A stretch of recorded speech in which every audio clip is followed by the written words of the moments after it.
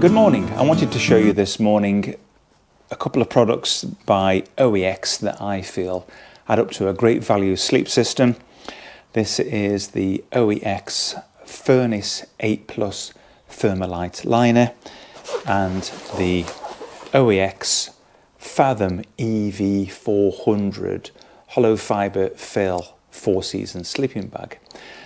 And I wanted to compare them to size to a standard Thermarest Neo Air and to compare it against a high quality 4 times the price sleeping bag by Vango, the Vango Vulcan -7, and an economy sleeping bag liner, and why I like the differences between them, and why I like really, and why I feel this represents good value for money.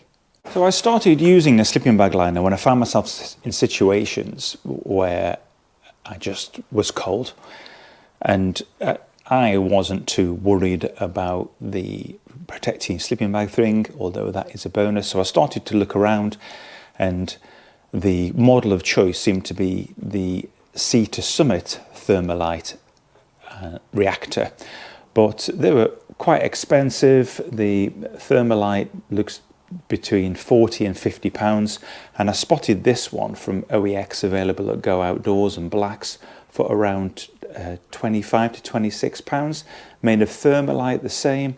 The weights are very similar, with the Sea to Summit at 348 grams and this one at 420 grams, and this one's got 1 or 2 features, so it's pretty compact, just in like a soft bag.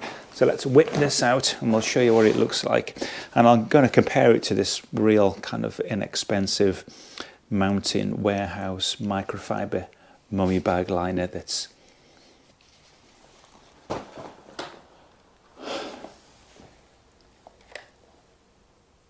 £226 grams, but I'll show you why I don't like this one. So this is the Mountain Warehouse laid on top of the OEX one, and they are on top of this Neo Air mat that's 50 wide and 190 centimeters long. So this hasn't got any draw cord, and it's said to be of a microfiber material, but it's kind of like just like a nylon stuff, and I found that roomy but not particularly comfortable. The kids can have this. So this is the Thermolite Oex1, and it should be the same 80 grams per square meter material as used in the Sea to Summit ones, but it's a little bit heavier because, unlike the Sea to Summit ones, it's got a short zip. So I'll get in it and show you what that looks like. So it's pretty stretchy there. I can do that with my knees, because I tend to sleep like a bit of a Bruce Forsyth thing going on.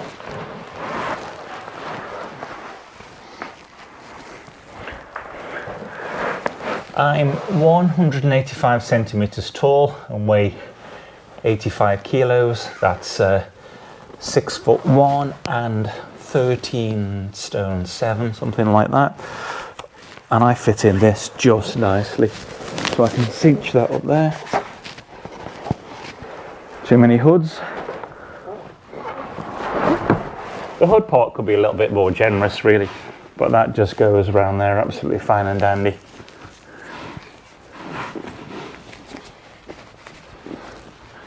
There, I'm in. So you could use this in very warm climates as a standalone, but I'm fine with that, and I could really stretch that out and I don't feel restrained.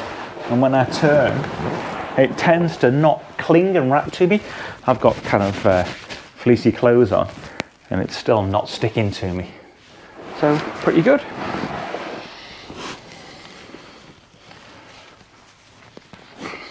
Right, let's now have a look at these sleeping bags. So I got these on a deal for just over £50, and my kids' sleeping bags were looking pretty tired. They needed replacing and they were ripping. and you know I like to take the kids camping. So you can see some of the details on this OEX1 here. Now, despite its comparative bulk, they both weigh very similar. This one costs more like £200, but this is in a dry bag that I've got absolutely cinched down. Now, this weighs 1250 grams, this weighs 1125 grams, but it's got a really nice stuff sack that will kind of cinch down pretty successfully, really. And I've managed to get it down to about kind of half the easy pack size, if you like, so that'll pull down quite nice, and that makes it slightly wider but a similar length to the Vulcan. So for something that's a quarter of a price, they're pretty good. So let's pop this out. Let me show you this. We'll do a size comparison again. So both of these bags have a 20D outer. This is the Vango Vulcan on top there. I would say the Vango one feels a little bit more plush. It's got that internal baffle inside. And this is the OEX one. Feels beautifully silky and soft. And there's no internal baffle in that. But other really good features. There's a full length zip and a Velcro closure for the zip on top there.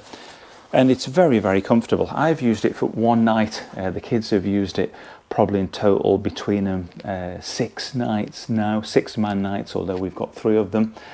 The Vango Vulcan, I've probably used that for around 10 to 14 nights now, and I really like it because it's got these stretch baffles inside.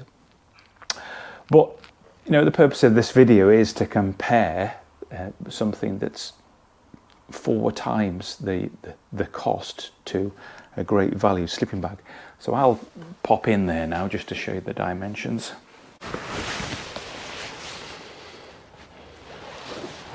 So I'm 6'1", as I said, and I fit in there absolutely fine.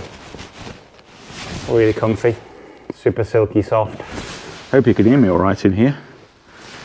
And it's hot. Draw cord there, nice shaped hood, just the job. So just for comparison, this is me in the Vango Vulcan. This has got hydrophobic down, or their own proprietary hydrophobic down.